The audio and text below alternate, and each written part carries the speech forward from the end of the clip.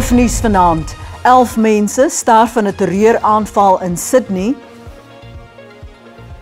En Suid-Afrika se Jaden Shaper is die nuwe Alfred Daniel kampioen.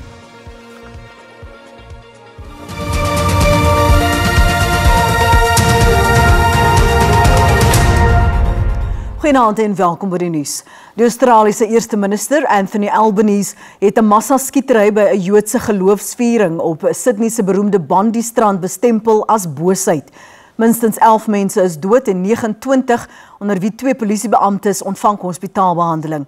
Meer as 1000 mense het 'n viering van die Joodse fees van die ligte Chanukka op die strand bygewoon toe gewapende aanvallers toegeslaan het.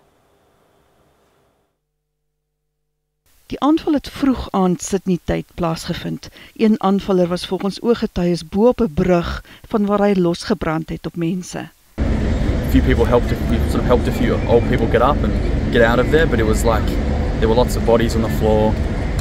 It was a fenced-in event, kind of like I don't know, fish in a barrel. Like the guy had I think of what I've been told, he had an automatic rifle, big gun, standing on the bridge, and just target practice. Everyone was just running and there were bullets and there were so many of them and we were really scared. We didn't know where they were coming from. I'm sorry, Catherine, I know it's really hard what you've been through.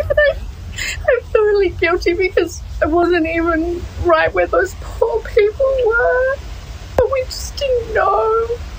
And we were just running and running. As a family at a bar mitzvah for a relative, and it started at 6:30, and at about 6:40 people started screaming, telling us to run inside. So we ran into behind the kitchen and we were just hiding in a room, and there were lots of children there. Their parents weren't there because this was a kids' party basically, and lots of kids crying. It was really horrible. And at the time I was currently on FaceTime with my family from back home in London, and I just heard a few like fireworks going off. That's what it sounded like anyway. So I sort of took my mum to have a look, see what was going on, almost show her the view in a way.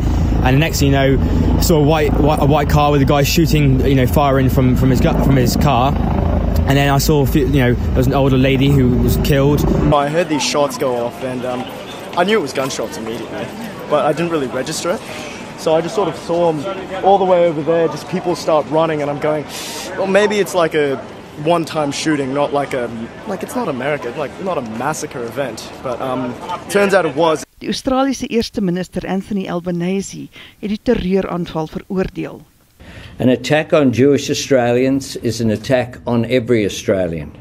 And every Australian tonight will be, like me, devastated on this attack on our way of life. There is no place for this hate, violence and terrorism in our nation.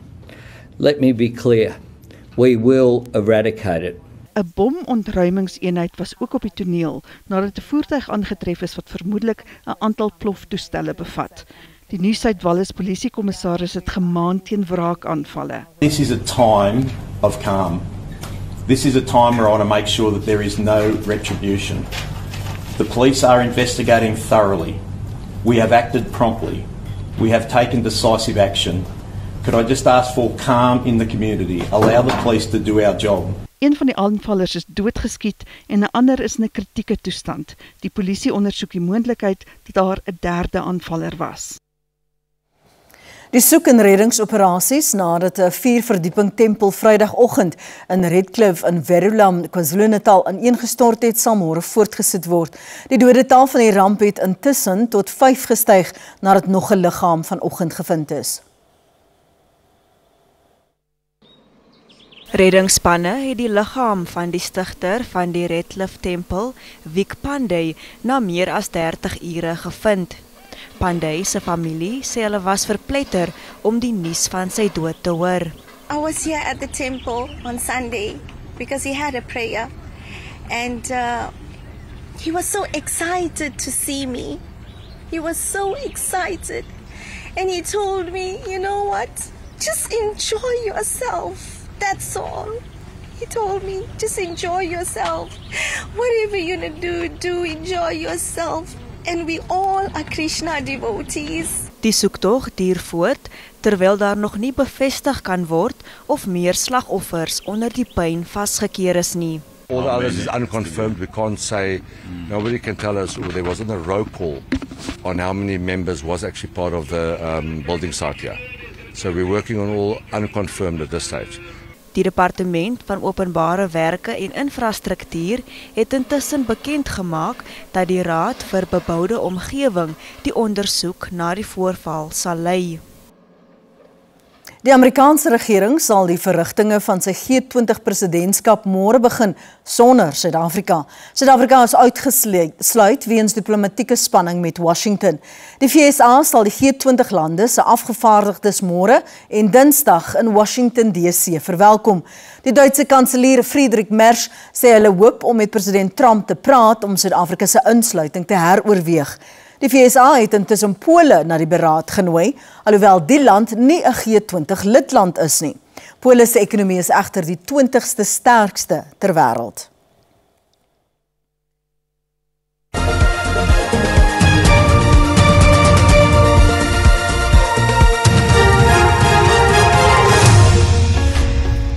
Owerhede het 'n man in aanhouding geneem in verband met die skietaanval op studente in die Amerikaanse staat Rhode Island by die Brown Universiteit in Providence.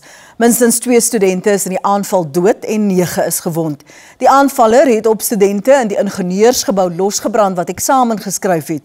Meer as 400 wetstoepassers is ontplooi om die aanvaller vas te trek.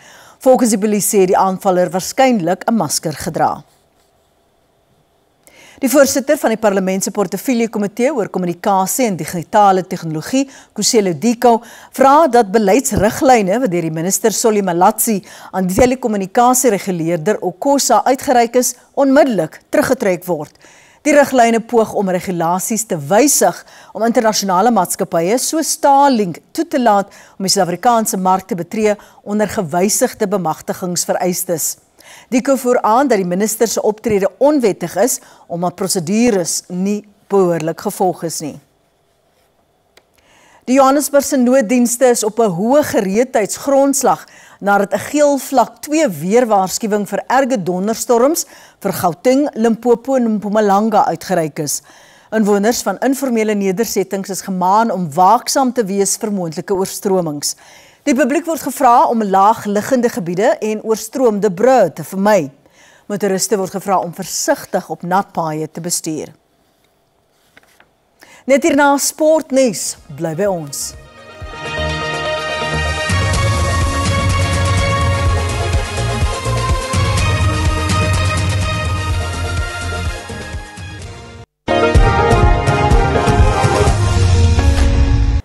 Die Proteas kon net 117 lopies aanteken in die derde van 5 T20 kragmetings in Dharamsala. India het die lood gewen en die besoekers ingestuur om te kolf. Aiden Makram met 61 lopies was die enigste noemenswaardige telling wat aangeteken is. Die T20-reeks is tans met 1 elk gelykop. India se jongste telling is 92 vir die verlies van 2 paaltjies met 48 afleweringe oor. Dis dan al vir vanaand. Baie dankie vir die saamkyk. Ek hoop jy het 'n goeie week wat vir jou voorlê. Totsiens.